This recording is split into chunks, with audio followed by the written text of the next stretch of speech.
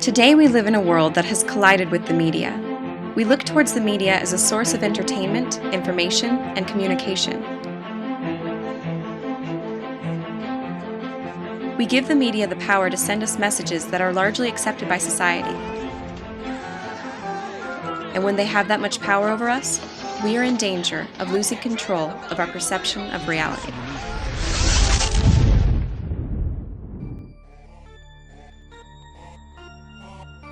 These days, because we are exposed to so much media and have a multitude of ways to get access to it, we've become demanding and picky, deciding what we want to see and when we want to see it. Because we can now choose what shows out of the hundreds to watch, or what magazines to subscribe to, or what commercials to fast forward through, companies are forced to use different tactics to differentiate themselves from others. They create more and more eye-catching and shocking images to get the consumer's attention, and the best way they've found to do this is through the well-known phenomenon, sex sells.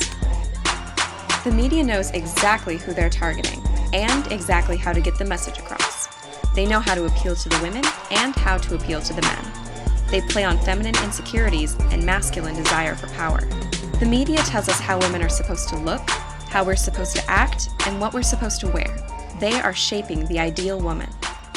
If you consider how often girls or the average American is engaging in media, whether it's TV shows, commercials, advertisements, billboards, magazines, however it may be, they're being bombarded with certain messages about women.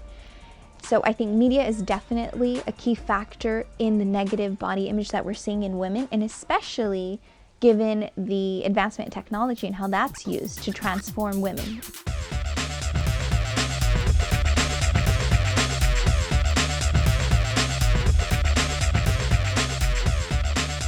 They're selling this inhumane type of, subhuman, whatever you call it, digitized version of this model who originally came onto the set. She doesn't even look like what her pictures look like, yet we're supposed to struggle and feel bad about ourselves and purchase all these products to look like her when she doesn't even look like her. You want to be on top?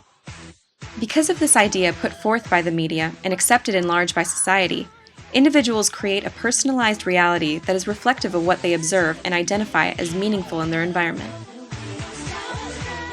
When a woman gazes at an airbrushed beauty, she fails to register that the image she sees is not real. The deception in these images goes largely unnoticed, which leads women down a road of destructive self-comparison.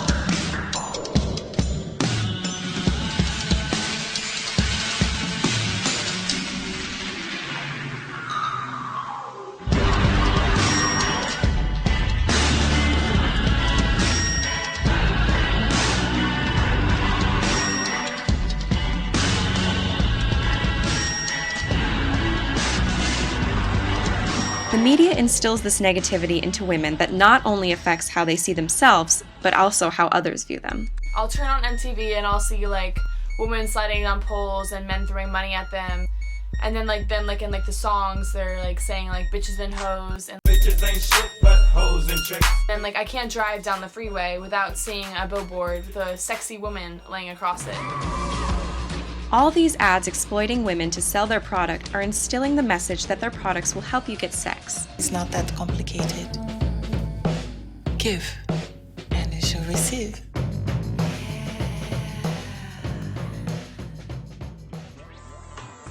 The media displays power and success for men as being surrounded by women and having control over them.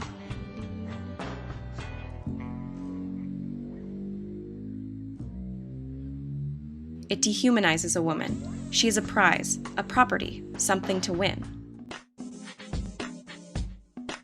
As a woman, I find it It's so discouraging that all these forms of media focus on women as these sex objects. I see it everywhere, not just in ads, but in movies, TV shows, video games, and music videos. It's inescapable.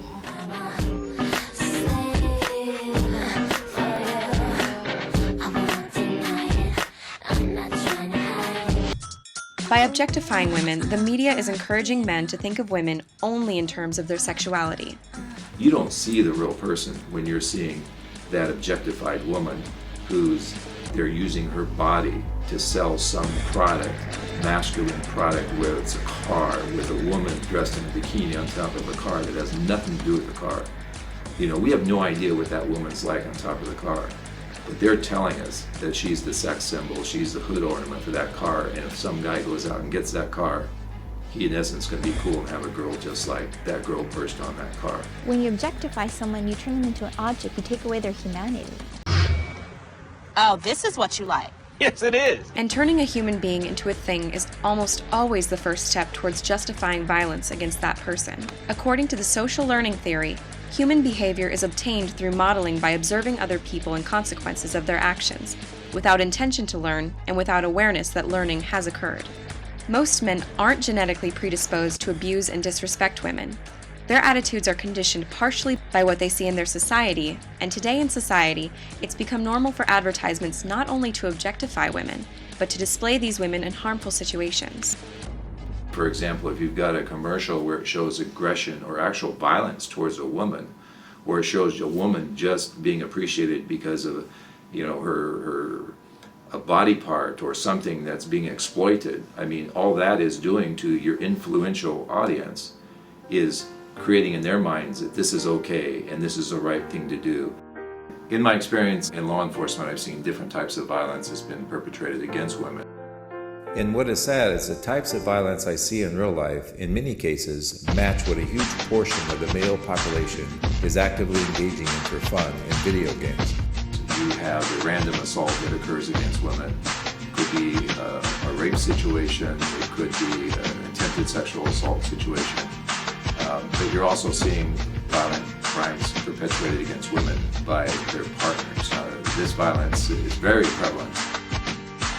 While not everyone who engages in violent and objectifying media will turn out to abuse and objectify women, every exposure to violence increases the chances that someday a child or a person will behave more violently than they otherwise would.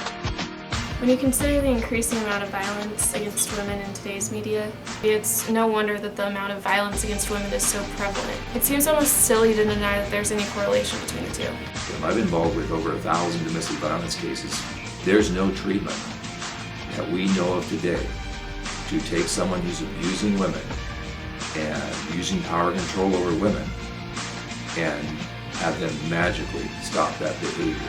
The fact that there's no magic cure, no accountability on their own part is largely due to how they grew up. They're just programmed towards this violence because it's always been going on. And they're in a society that condones or supports the premise that a female is less of a person than a male.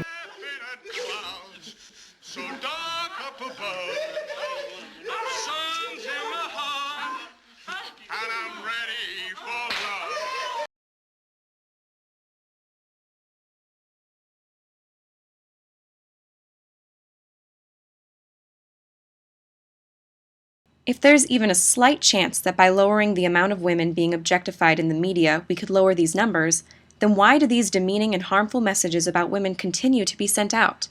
How do we undo those tears and pain, unbrainwash the members of society, and reverse all the negative impact? We can't. For generations, people have been exposed to exploiting and objectifying media and have allowed this media to shape the way that women are viewed. But hope lies in those who haven't yet been affected. The younger generations who have yet to be exposed to the harmfulness of the media. The change starts with them.